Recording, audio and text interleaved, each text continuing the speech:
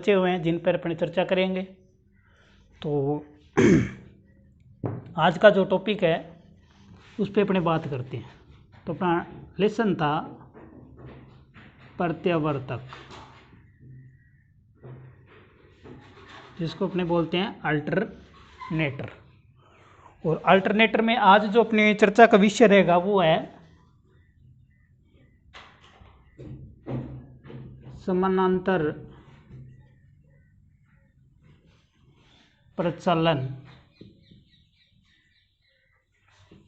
की शर्तें। समानांतर प्रचालन की शर्तें। तो पहले अपने बात कर लेते हैं कि समांतर प्रचालन का मतलब क्या होता है और ये शर्तें क्यों आवश्यक है। तो इस पे अपने पहले भी चर्चा कर चुके हैं। तो अपने लाइट का उत्पादन जो व्यापारिक स्तर पे करते हैं, लाइट का उत्पादन व्यापारिक स्तर पे करते हैं यानी कि उच्च मात्रा में, तब अपने क्या करते हैं, एक से अधिक अल्टरनेटरों को चलाते हैं। जैसे उदाहरण के रूप में अगर बात करें तो अपने पास में है सूरतगढ़ थर्मल में अभी फिलहाल 6 इकाइयाँ जो एक साथ एक प्लांट के अंदर काम कर रही है, 2 इकाइयाँ अभी क्रिटिकल आई है, तो कुल मिला के 8 इकाइयाँ हैं वहाँ। तो पहले अपने इन 6 इकाइयों की बात कर लेते हैं। 6 इकाई का मतलब वो है कि वहाँ 6 अल्टरनेटर काम करते हैं। कितने अल्टरनेटर? 6 अल्टरनेटर। अब एक अल्टरनेटर पहले से चल रहा है, 2 चल रहा है या 3 चल रहे हैं, ठीक है, 4 चल रहे होंगे। तो कोई मशीन जैसे अपने एक अल्टरनेटर बंद था, उसको अपने या मतलब ओवरऑलिंग के लिए उसको अपने बंद कर रखा था, उसकी मेंटेनेंस चल रही थी, फिर हमने उसको तैयार करके दोबारा उसको रनिंग में लेके आते हैं। तो फिर क्या करते हैं, अपने उस अल्टरनेटर को बाकी चल रहे अल्टरनेटरों के साथ जोड़ते हैं समांतर प्रचालन के साथ, यानी कि उसके साथ अपने उनकी जो वोल्टेज है, नया अल्टरनेटर जो आ रहा है, उस अल्टरनेटर को अपने क्या करेंगे, पहले वाले अल्टरनेटर की जो आउटपुट निकल रही है उस आउटपुट के साथ इसकी आउटपुट भी अपने सम्मिलित करते हैं। तो एक ही बस बार में अपने सभी को जाके डालते हैं और उसके बाद इसको मतलब स्टेप अप करके आगे प्रसारण के लिए भेजते हैं। तो यानी कि 2 या 2 से अधिक मशीनें जो अल्टरनेटर के संदर्भ में है, यानी कि समांतर प्रचालन क्या है इसको समझ रहे हैं अपने, कि 2 या 2 से अधिक अल्टरनेटर है उनको एक साथ पैरेलल में चलाना और उसके आउटपुट को एक ही बस बार में अपने इनपुट करके उसका यूज करना समांतर प्रचालन कहलाता है। तो अब अपने जब समांतर प्रचालन का प्रयोग अपने करते हैं तो उसमें कुछ महत्वपूर्ण बातें होती है, महत्वपूर्ण शर्तें होती है, उनको अपने ध्यान में रखना होता है। उनको ध्यान में रखते हुए समांतर प्रचालन को अपने लागू करते हैं। अन्यथा क्या है कि बहुत बड़ा हादसा हो जाता है, बहुत बड़ा नुकसान हो सकता है, क्योंकि लाइट है, लाइट में आपको पता है रिस्क सबसे ज़्यादा होती है।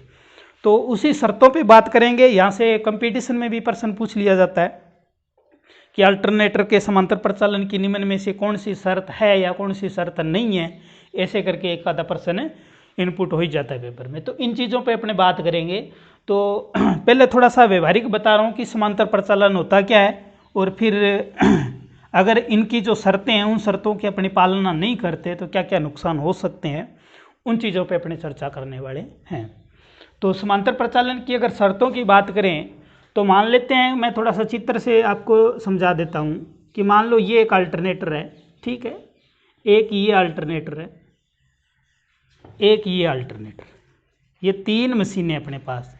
अब इसकी आउटपुट आ रही है, मान लो ये इसकी आउटपुट है, ठीक है ना, ये इसकी आउटपुट है, अब ये इसकी आउटपुट है।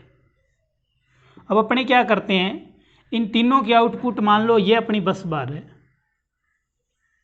ये अपनी बस बार है, इस बस बार के साथ इसको अपने कनेक्ट करेंगे। क्या करेंगे? कनेक्ट करेंगे। इनको अपने जोड़ेंगे, तो उस जोड़ने की क्रिया को क्या करेंगे? समांतर प्रचालन अपने कहेंगे।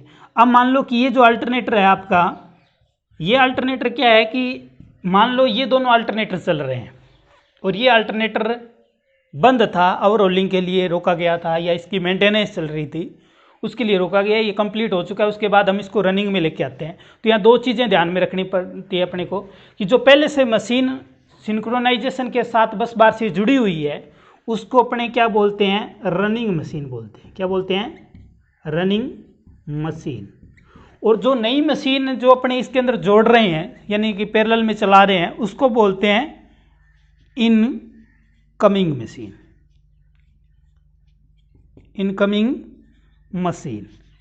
तो ये थोड़े से शब्द है, इनको ध्यान रखना है। रनिंग यानी कि जो पहले से चल रही है, इनकमिंग मतलब जो नहीं आ रही है, यानी कि नए सिरे से अपने उसको स्टार्ट किया है, उसके बाद उसको अपने क्या लाइट अप करेंगे, क्योंकि लाइट अप होने के बाद में जैसे ही उसकी आउटपुट बढ़नी स्टार्ट हो जाती है, क्योंकि आपको पता है अल्टरनेटर जब लाइट अप होता है तो काफ़ी टाइम लेता है, बड़ा अल्टरनेटर होता है तो 8-10 घंटे ले लेता है लाइट अप होता हुआ।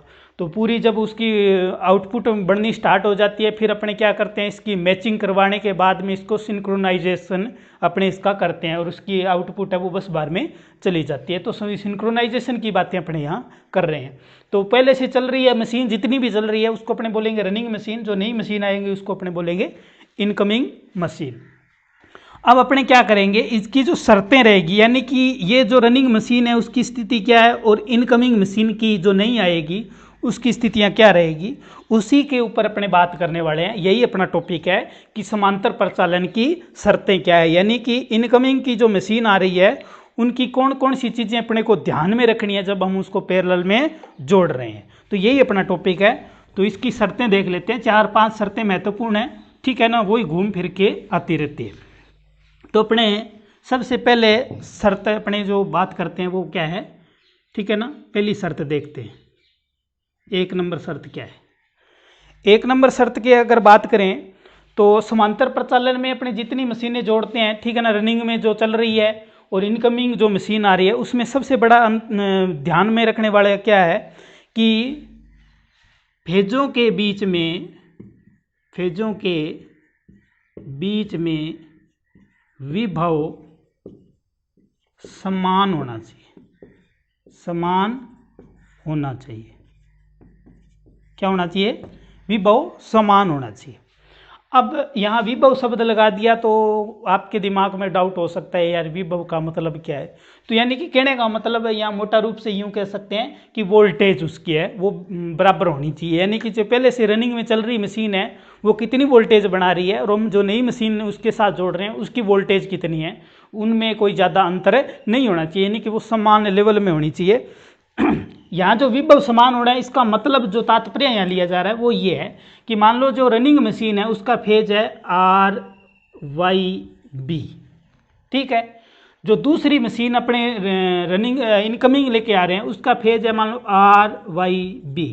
तो इसका मतलब यह है कि इस R फेज में जितना विभव पैदा हो रहा है, मान लो कि एक क्षण के लिए पॉजिटिव आवेश इसके अंदर पैदा हो रहा है, इसके अंदर मान लो कि कोई आवेश नहीं है, इसके अंदर नेगेटिव आवेश है, ठीक है ना।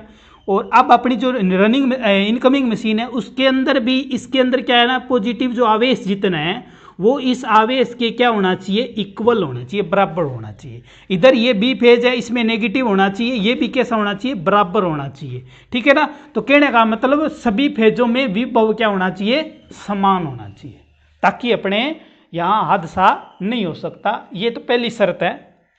तो उम्मीद करता हूँ समझ में आ गई होगी पहली शर्त है कि सभी फेजों के बीच में विभव क्या होना चाहिए, दोनों में समान होना चाहिए। दूसरी जो शर्त है अपनी, दूसरी शर्त महत्वपूर्ण क्या है कि रनिंग एवं इनकमिंग मशीन का फेज क्रम, क्या, फेज क्रम समान होना चाहिए। क्या होना चाहिए, फेज क्रम समान होना चाहिए। इसका मतलब ये है अभी जो मैंने बताया कि मान लो कि पहली जो रनिंग में चल रही है मशीन उसका फेज क्रम मान लो कि ये बस बार है अपनी, इस बस बार में मान लो यहाँ उसका R जुड़ा हुआ है, यहाँ Y जुड़ा हुआ है, यहाँ B जुड़ा हुआ है, ठीक है। अब नई मशीन इसके अंदर अपने जोड़ रहे हैं तो यहाँ जो फेज मान लो कि इस B फेज के अंदर मान लो नेगेटिव है, इसके अंदर पॉजिटिव है, ये निरावेशित है, एक क्षण के लिए। अब जो अपने यहाँ जोड़ेंगे तो यहाँ वही फेज आना चाहिए इसके साथ इनकमिंग मशीन का जिसके अंदर नेगेटिव आवेश पैदा हो रहा, यानी कि कहने का मतलब यहाँ भी उसकी का बी आना चाहिए इनकमिंग का, यहाँ उसका R आना चाहिए, यहाँ उसका Y आना चाहिए, यानी कि फेज क्रम समान होना चाहिए। तो दूसरी शर्त क्या है कि रनिंग और इनकमिंग मशीन का फेज क्रम क्या होना चाहिए, समान होना चाहिए। तीसरी शर्त, तीसरी शर्त यह है कि रनिंग एम इनकमिंग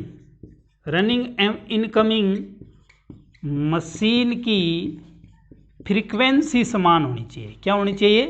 फ्रीक्वेंसी समान होनी चाहिए। अब ये जो बात है, इस बात के साथ बहुत सारी चीज़ें मैच करती है, ठीक है ना, क्योंकि एग्जामिनर क्या करता है, यहाँ से प्रश्न बनाता है, थोड़ा सा घुमा देता है प्रश्न को, तो वो प्रश्न किस तरह घुमाएगा। लेकिन अपने शर्त क्या है? शर्त ये है कि इनकमिंग मशीन है, रनिंग मशीन है, उसकी फ्रीक्वेंसी और आपकी जो इनकमिंग मशीन है उसकी फ्रीक्वेंसी दोनों इक्वल होनी चाहिए। इसका मतलब ये हुआ भी, अपने को पता है एफ बराबर क्या होता है, PN/120। इसका मतलब इनकमिंग मशीन और रनिंग मशीन के पोल की स्थिति भी क्या होनी चाहिए? बराबर होनी चाहिए, ठीक है ना, क्योंकि बराबर होगा तो ही तो फ्रीक्वेंसी बराबर आएगी, ठीक है। दूसरी बात ये भी हो सकती है कि दोनों मशीनों की क्या है, घूर्णन गति समान होनी चाहिए। अब यहाँ सबसे बड़ी बात है कि अगर वो इस शर्त को इस तरह लिख देता कि रनिंग मशीन और इनकमिंग मशीन की घूर्णन गति समान होनी चाहिए, तो ये शर्त तो थोड़ी सी सेटिस्फाइड नहीं होती। क्यों नहीं होती? क्योंकि जो घूर्णन गति होती है वो लोड के साथ निर्भर करती है, तो कोई ज़रूरी नहीं है कि पहले जो रनिंग मशीन चल रही है उसकी घूर्णन गति मान लो कि 3000 RPM है, दूसरी हम मशीन जो अपने इनकमिंग मशीन को अपने लाइटअप कर रहे हैं वो एक क्षण के लिए मान लो हो सकता है 3200 RPM पे घूम रही हो, और जैसे ही अपने उसके ऊपर लोड आरोपित करते हैं तो हो सकता है वो 2800 2900 इस तरह RPM उसके घट जाएं, ठीक है ना, यानी कि 3000 से मान लो 2990 RPM हो गए, तो 10 RPM तो कम हो गए उससे। तो यहाँ अपने को मैच क्या करवाना है, ये दोनों शर्तें अपने आप ही मैच हो जाएगी, क्योंकि इन दोनों का संबंध किसके साथ है? फ्रीक्वेंसी के साथ है। इसलिए हमने शर्त क्या रख दी कि रनिंग एंड इनकमिंग मशीन की फ्रीक्वेंसी समान होनी चाहिए। अगर फ्रीक्वेंसी समान होगी तो ये अपने आप ही मेंटेन होता रहेगा। तो ये चीज़ अपने मेंटेन रखने के लिए करते क्या है कि जैसे मान लो कि एक रनिंग में मशीन चल रही है, एक इनकमिंग मशीन जिसको अपने रनिंग में लेके आ रहे हैं, तो उसकी मान लो कि फ्रीक्वेंसी बढ़ रही है, ठीक है ना, तो अपने क्या करते हैं फिर उसकी फ्यूल सप्लाई है उसको कम कर देते हैं। यानी कि जैसे मान लो कि टरबाइन चल रही है, उस टरबाइन में वो टरबाइन मान लो कि वाष्प से चल रही है, स्ट्रीम से चल रही है, तो अपने स्ट्रीम का प्रेशर थोड़ा सा कम कर देते हैं, तो उसकी घूर्णन गति कम हो जाती है, तो फ्रीक्वेंसी लेवल में आ जाती है। अगर फ्रीक्वेंसी घट रही है तो इसकी फ्यूल सप्लाई को अपने बढ़ा देते हैं, तो फ्रीक्वेंसी अप हो जाती है। तो अपने जैसे अपने भारत की फ्रीक्वेंसी 50 हर्ट्ज है, मान लो कि अपने 50 हर्ट्ज पैदा करवानी है, तो अपने क्या करते हैं, इसको मेंटेन रखते हैं। 50 फ्रीक्वेंसी है, इसका 0.5 देर जो प्रतिशत है वो ऊपर नीचे होता रहता, थोड़ा बहुत आधा 1-2 फ्रीक्वेंसी तक, ज़्यादा इसमें वेरिएशन नहीं होता है। तो ये अपनी तीसरी शर्त क्या है, रनिंग और इनकमिंग मशीन की फ्रीक्वेंसी समान होनी चाहिए। तो यहाँ से दो चीज़ें हैं, ये भी इसी के साथ जुड़ी हुई है, इसलिए हो सकता है एग्जामिनर यहाँ से आपको गुमराह कर दे। उसके बाद चौथी शर्त क्या आती है, चौथी जो शर्त आती है वो क्या है कि दोनों मशीन, यानी दोनों का मतलब रनिंग और इनकमिंग मशीन का, रनिंग और इनकमिंग मशीन का फेज कोण समान होना चाहिए। क्या होना चाहिए? फेज कोण समान होना चाहिए। तो फेज कोण भी अपने आप में महत्व रखता है, ठीक है ना। अगर फेज कोण समान नहीं होता तो भी हादसा हो सकता है। तो ये अपनी 4-5 शर्तें हैं जो अल्टरनेटर को समांतर प्रचालन के दौरान अपने ध्यान रखते हैं। तो मुख्य शर्त है कि वोल्टेज समान होना चाहिए, ठीक है ना, उसकी फ्रीक्वेंसी समान होनी चाहिए, फेज क्रम समान होना चाहिए, ठीक है ना। दोनों 3-4 चीज़ें होती है तो उसके साथ बाकी चीज़ें अपने आप मैच कर जाती है। तो ये थी समांतर प्रचालन की शर्तें, यहाँ से एग्जाम में प्रश्न पूछ लिया जाता है। तो उम्मीद करता हूँ आपको ये टॉपिक समझ में आया होगा, और बहुत ही रेयर केस है कि लोग चैनल को सब्सक्राइब कर रहे हैं, ठीक है ना। तो जितना आप सब्सक्राइब करोगे तो मेरा मनोबल बढ़ेगा, तो मैं आपको अच्छी से अच्छी क्लासें दूंगा। अगर आप इसी तरह देखते रहे, यानी इसी तरह इसको सब्सक्राइब करते रहे, तो मेरा मनोबल टूटता जाएगा और फिर मैं फॉर्मेलिटी के रूप में इसको पूरा करता जाऊंगा। तो आपसे उम्मीद है कि आप चैनल को सब्सक्राइब करें, शेयर करें, और जितने सब्सक्राइबर बढ़ेंगे तो उससे अपने को फ़ायदा ये होगा कि अपने यूट्यूब पर लाइव आने लग जाएंगे। जब अपने लाइव आएंगे तो आपको एक साथ है मेरे साथ आप मतलब यूँ कह सकते हो कि रनिंग में पढ़ सकते हो, ठीक है ना। अब मैं वीडियो बनाता हूँ, उसके बाद अपलोड करता हूँ, उसके बाद आप देखते हो कि नहीं देखते, आपकी जो संशय है, कमेंट है, वो नहीं आ पाते, ठीक है ना, तो उनका मतलब समाधान नहीं हो पाता। और अगर आप इस तरह इसको फैलाओगे तो अपने लाइव आएंगे तो फिर आपके सारी चीज़ों का समाधान साथ साथ में होता जाएगा। उसके बाद आगे वाला टॉपिक है, तो ये टॉपिक वैसे तो अपने अगले वाली वीडियो में देंगे, लेकिन इस पर थोड़ी सी चर्चा कर लेते हैं, ठीक है ना। तुल्य कालन की विधियां। देखो ये हिंदी शब्द यूज इसलिए कर रहा हूँ क्योंकि ITA में पेपर आता है उसमें ज़्यादा हिंदी शब्द यूज करता है, इसलिए अपने वहाँ क्या इंग्लिश पढ़ते हैं, बाद में वहाँ पेपर में अपने कंफ्यूज हो जाए। तुल्यकालन का मतलब वो ये अभी जो अपने पढ़ा था समांतर प्रचालन, ठीक है ना, समांतर प्रचालन यही शब्द है, ठीक है ना। ठीक है, इसको आप समांतर प्रचालन भी बोल सकते हो, तुल्यकालन भी बोल सकते हो, और या आप उसको बोलते हो सिंक्रोनाइजेशन, ठीक है ना, सिंक्रोनाइजेशन ये इंग्लिश का शब्द है सिंक्रोनाइजेशन, तो एक ही बातें हैं, ठीक है ना। तो शब्द कोई सा ले सकता है एग्जामिनर, आपको गुमराह नहीं होना, बातें वही रहेगी। तो तुल्यकालन की विधियां को मतलब ये है कि इसमें अपने क्या पढ़ेंगे, ठीक है ना। पूरी ये टॉपिक तो आपको आगे वाली वीडियो में देंगे क्योंकि वीडियो ज़्यादा लंबा हो जाता है फिर। तो इसके अंतर्गत क्या है कि अभी जो हमने शर्तें जो तय की थी कि उसका फेज क्रम समान होना चाहिए, उसका विभव समान होना चाहिए, उसका फेज कोण समान होना चाहिए, उसकी फ्रिक्वेंसी समान होनी चाहिए जो इनकमिंग मशीन आ रही है, तो इन चीज़ों को अपने चेक कैसे करेंगे। भी मान लो एक मशीन रनिंग में है, एक आप नई मशीन जोड़ रहे हो, उसको लाइट अप किया, तो आप चेक कैसे करोगे। भी अपने लाइट की चीज़ें हैं तो लाइट की चीज़ें चेक करने का कोई तो सिस्टम होगा, भी फेज क्रम समान है कि नहीं है, ठीक है ना, उसकी फ्रीक्वेंसी समान है कि नहीं है, तो ये चीज़ें अपने चेक कैसे करेंगे। वोल्टेज समान आ रहा है कि नहीं आ रहा, तो उसको चेक करने की जो विधियां हैं उस पर अपने चर्चा करेंगे। जो ये अपने विधियां हैं ये परंपरागत विधियां एक्चुअल में, क्योंकि आजकल इन विधियों का इस्तेमाल नहीं होता, क्योंकि आजकल ऐसे इक्विपमेंट आ चुके हैं जो आपको सीधे ही स्क्रीन पे दिखा देते हैं कि आपका अल्टरनेटर जो रनिंग मशीन के साथ मैच कर गया है कि नहीं कर गया।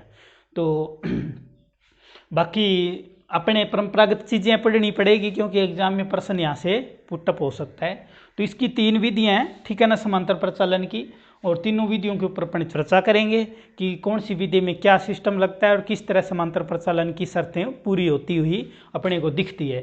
तो आगे वाली वीडियो में ये पढ़ेंगे और उम्मीद करता हूँ कि आपको समांतर प्रचालन की शर्तों के बारे में जो टॉपिक था वो समझ में आया होगा।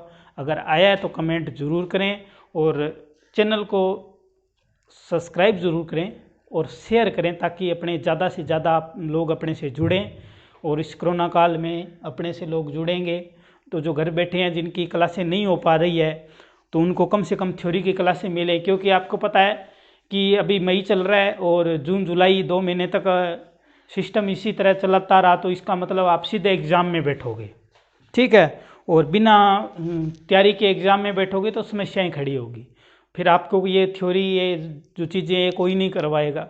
तो मौका है आपके पास, इस चीज़ को पढ़ते जाएं, क्योंकि घर पे आराम से बैठ के आधा 20 मिनट 25 मिनट का वीडियो आता है, दिन में 2 बार देख लिया करो, इतने में आपकी थ्योरी कंप्लीट हो जाएगी। और थ्योरी अगर अच्छे से कंप्लीट होती है तो प्रैक्टिकली आदमी कभी भी सीख सकता है। थ्योरी आप